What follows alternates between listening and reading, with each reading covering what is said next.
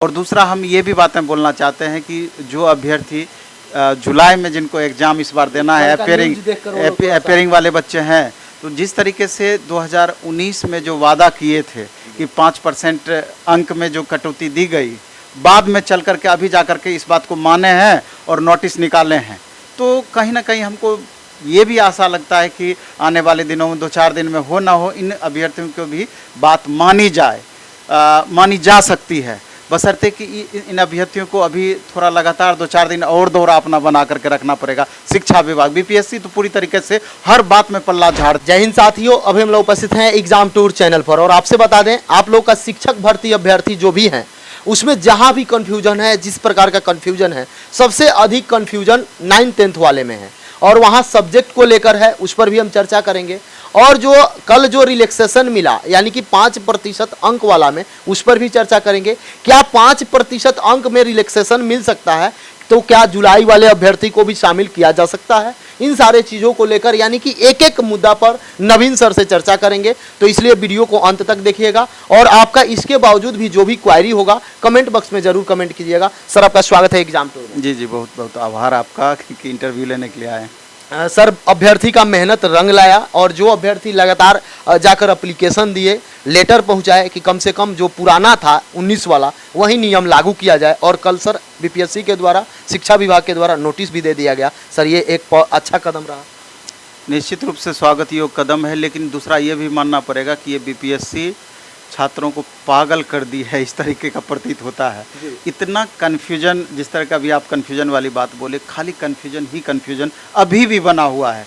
लेकिन कोर्ट का आप कल देखे होंगे कि एक डिसीजन आया जिसमें कि वो स्पष्ट रूप से ये बात बोली है कि एग्ज़ाम समय पर होगा। कहने का यही मतलब है, क्योंकि अभी दूसरा हेयरिंग का जो डेट दिया है, एग्ज़ाम के बाद का डेट दिया है। इसलिए छात्रों से भी हम ये कहना चाहेंगे कि जो भी बातें हैं, अगर आप में एलिजिबिलिटी बन रही है तो पूरी तरीके से मुस्तैद होकर आप तैयारी में लग जाएं, और लगे हुए हैं ही। चूँकि समय इतना कम है और सब्जेक्ट का लोड इतना ज़्यादा है कि अपने आप में स्टूडेंट परेशान है। और दूसरा हम ये भी बातें बोलना चाहते हैं कि जो अभ्यर्थी जुलाई में जिनको एग्ज़ाम इस बार देना है, अपेयरिंग वाले बच्चे हैं, तो जिस तरीके से 2019 में जो वादा किए थे कि 5% अंक में जो कटौती दी गई, बाद में चल कर के अभी जा कर के इस बात को माने हैं और नोटिस निकाले हैं, तो कहीं ना कहीं हमको ये भी आशा लगता है कि आने वाले दिनों में 2-4 दिन में हो ना हो इन अभ्यर्थियों को भी बात मानी जा सकती है, बशर्ते कि इन अभ्यर्थियों को अभी थोड़ा लगातार 2-4 दिन और दौरा अपना बना करके रखना पड़ेगा। शिक्षा विभाग बीपीएससी तो पूरी तरीके से हर बात में पल्ला झाड़ दिया है। उनका सीधे बीपीएससी का कहना है कि जो नोटिफिकेशन बना करके सरकार की तरफ से यानी शिक्षा विभाग की तरफ से हमारे पास पहुंची है, 100% वही हम जारी किए हैं और उसी के अकॉर्डिंग हम चलेंगे। उसके परे हम कुछ नहीं जानते हैं। यहाँ तक कि आप समझ लीजिए कि अभी जो आप बात बोले हैं 9th-10th वाली बात, स्टूडेंट इतना वापो में फंसे हुए हैं कि आखिर सब्जेक्ट का कम्बिनेशन कैसे होगा। क्या हम कम्बिनेशन के अनुसार पढ़ेंगे कि पूरा का पूरा सब्जेक्ट का स्टडी हम करेंगे? हम कोचिंग चलाते हैं, खुद हम परेशान हैं, स्टूडेंट का जवाब सही तरीके से देने में बनता नहीं है। अब जैसे अगर किसी का 9th-10th में बायो है तो जनरली बायो के साथ केमिस्ट्री का कम्बिनेशन होता है, और बायो के मामले में थोड़ा बहुत क्लियरिटी भी है। क्लियरिटी इस लेकर के है, अगर मान लीजिए किसी का जूलॉजी ऑनर्स है तो स्वाभाविक है कि सब्सिडरी में केमिस्ट्री और बॉटनी रहा होगा। बॉटनी ऑनर्स है तो इधर जूलॉजी और केमिस्ट्री रहा होगा।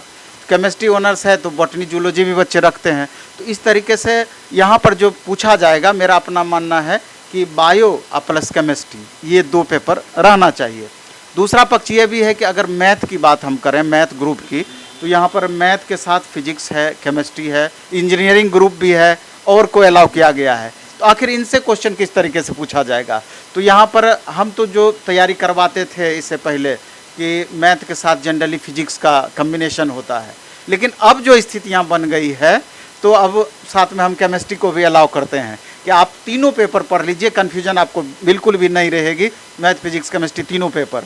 इसके अलावा जो 40 मार्क्स का आपका है उसका भी बैच हम साथ में अटैच किए हुए हैं कि किसी भी तरीके से आपको अनसेफ्टी अनसिक्योरिटी फील ना हो पूरी तरीके से। लेकिन सवाल यह है कि समय इतना कम है, इतना सारा पेपर पढ़ना है, लेकिन आखिर करना क्या है? पढ़ना तो आपको पड़ेगा ही। जैसे हंस के पढ़ें, रो के पढ़ें, 12 घंटा पढ़ना पड़े, 15 घंटा का पढ़ना पड़े, आपको तो पढ़ना है। और सबसे और 11-12 में दिक्कत नहीं है, वहाँ मामला क्लियर है। 1 to 5 में भी दिक्कत नहीं है, वहाँ मामला क्लियर है।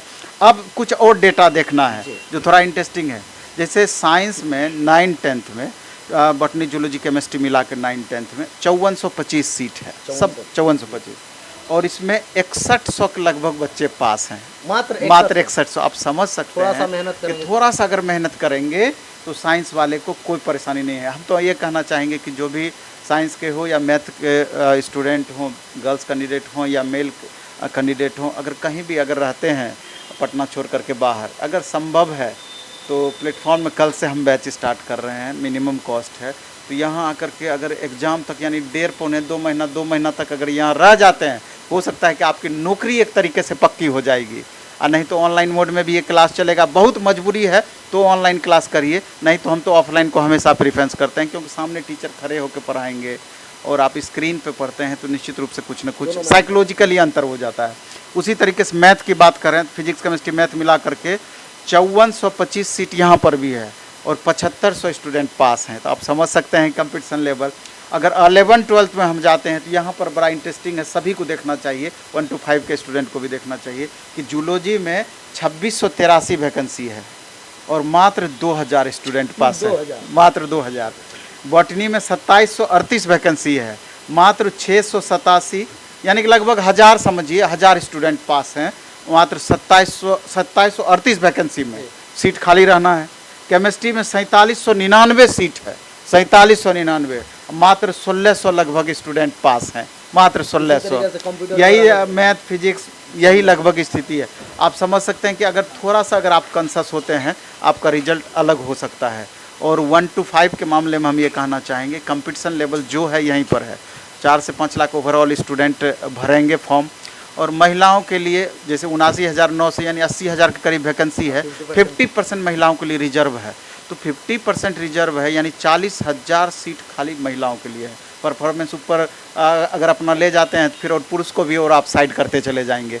तो महिला अभ्यर्थी खूब एकदम जम करके लगें, अच्छे से लगें, ऐसा मौका दोबारा नहीं मिलना है। अब पुरुष अभ्यर्थी भी अगर हम बात करें तो थोड़ा जो कंसस होकर पढ़ने वाले स्टूडेंट हैं उनका रिजल्ट नहीं रुकेगा। अगर थोड़ा तुलना हम घुस जाएं रेलवे में तो 35,200 वैकेंसी रेलवे एनटीपीसी की थी, 1.25 करोड़ बच्चे फॉर्म भरे थे, ऑस्ट्रेलिया की आबादी से ज़्यादा।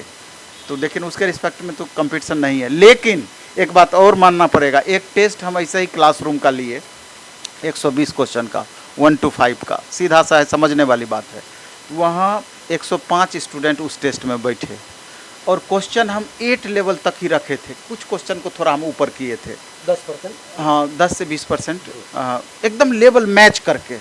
और आपको आश्चर्य होगा कि 40 से ऊपर मार्क्स मात्र 20 स्टूडेंट का था, मात्र 20, अब बाकी का कम था।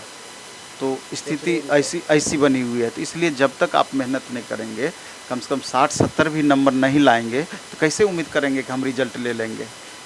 5-7-8 गुना ही बच्चे रहेंगे ज़्यादा, लेकिन स्टूडेंट तो है, इसलिए करके सीरियस तो आपको होना पड़ेगा, लगना तो आपको पड़ेगा।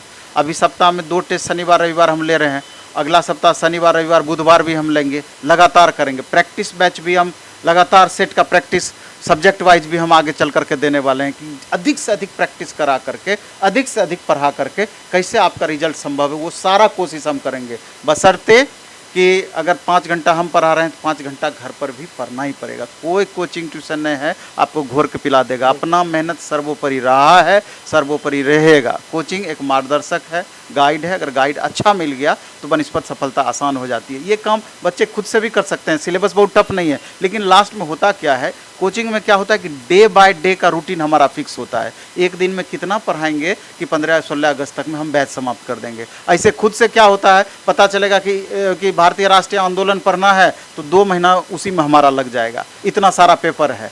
तो अंतर यही होता है। तो हम यही स्टूडेंट से कहना चाहेंगे कि आप अभी 8 घंटा 10 घंटा 12 घंटे का डेली रूटीन तय करें। अगर 2 महीना जम करके मेहनत कर देते हैं उसके वजह से आगे का ज़िंदगी भर के लिए एक खुशी आपके हाथ में आती है, तो उस खुशी का त्याग आपको नहीं करना चाहिए। 2 महीना एकदम जम के मेहनत करिए, गारंटी है कि आपका रिजल्ट नहीं रुकेगा। सर लास्ट प्रश्न है, जो भी अभ्यर्थी को इस समस्या हो रहा है वह क्या एप्लीकेशन डाल सकते हैं शिक्षा विभाग में, या मुख्यमंत्री के नाम पर इस पर कुछ काम हो सकता है? निश्चित रूप से करना चाहिए। फेसबुक पर भी आप अपना छोटा सा वीडियो बनाएं, मुख्यमंत्री जी को रिक्वेस्ट करते हुए, उप मुख्यमंत्री जी को रिक्वेस्ट करते हुए, और उसको टैग करिए। CMO Bihar, deputy CM Tejashwi Yadav ji Bihar, इस तरीके से करके अधिक से अधिक सरकारी शिक्षा विभाग को टैग कीजिए, बीपीएससी को टैग कीजिए। अगर अधिक से अधिक टैग होने लगेगा, अधिक से अधिक, निश्चित रूप से बात पहुंचती है। विभाग हमेशा कंसस होता है, घुमा फिरा के कोई भी वीडियो उन तक पहुंचती है, वो भी उनसे रिलेटेड वीडियो है तो ज़रूर खोजते रहते हैं। तो अगर इस तरह का होगा तो मे भी कि आपकी छोटी छोटी समस्याएं हैं तो 2-4 दिन में जिस तरीके से अभी डे बाय डे में हर चीज़ क्लियर हो रहा है, ये भी क्लियर होगा। सर समय देने के लिए बहुत बहुत धन्यवाद। बहुत बहुत आभार आपका।